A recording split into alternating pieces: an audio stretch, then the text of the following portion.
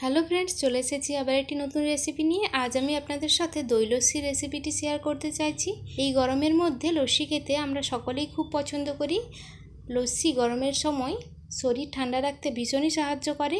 বাড়িতে বসে মাত্র 2 মিনিটে লস্যি বানিয়ে নিতে পারেন। আর এইভাবে লস্যি বানালে স্বাদ এত সুন্দর হবে, শরীর তো ঠান্ডা হবে, সাথে মনও কিন্তু ভরে যাবে। লস্যি বানানোর জন্য আমি 300 গ্রাম টক দই নিয়েছি।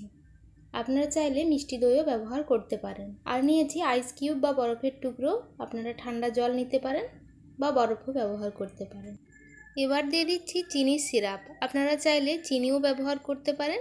নিজেরা যেরকম মিষ্টি খেতে পছন্দ করেন সেই অনুযায়ী চিনি বা চিনির সিরাপ ব্যবহার করবেন। ফ্লেভারের জন্য 1 চামচ গোলাপ জল দিয়েছি।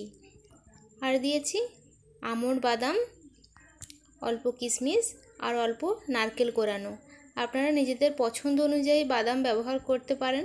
আমি আমন্ড বা কাঠবাদাম ব্যবহার করেছি, আপনারা চাইলে কাজু বা পেস্তা বাদাম ব্যবহার করতে পারেন।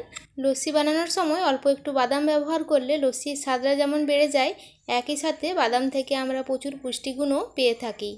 সমস্ত উপকরণ মিক্সিতে 1 থেকে 1.5 মিনিট একটু ব্লেন্ড করে নিয়েছি। এবার গ্লাসের মধ্যে ঢেলে নিচ্ছি। তৈরি হয়ে গেল লস্যি। কিন্তু দেখতে সুন্দরের জন্য আপনারা নিজেদের পছন্দ মতো একটু সাজিয়ে নিতে পারেন। আমি নারকেল কোরানো, অল্প আমন্ড, বাদাম কুচি, কিশমিশ দিয়ে সাজিয়ে নিয়েছি। আজকের রেসিপি কেমন লাগলো জানাতে ভুলবেন না। যদি রেসিপিটি ভালো লেগে থাকে তবে চ্যানেলটি সাবস্ক্রাইব করে নিয়ে আমার পাশে থাকার অনুরোধ রইল।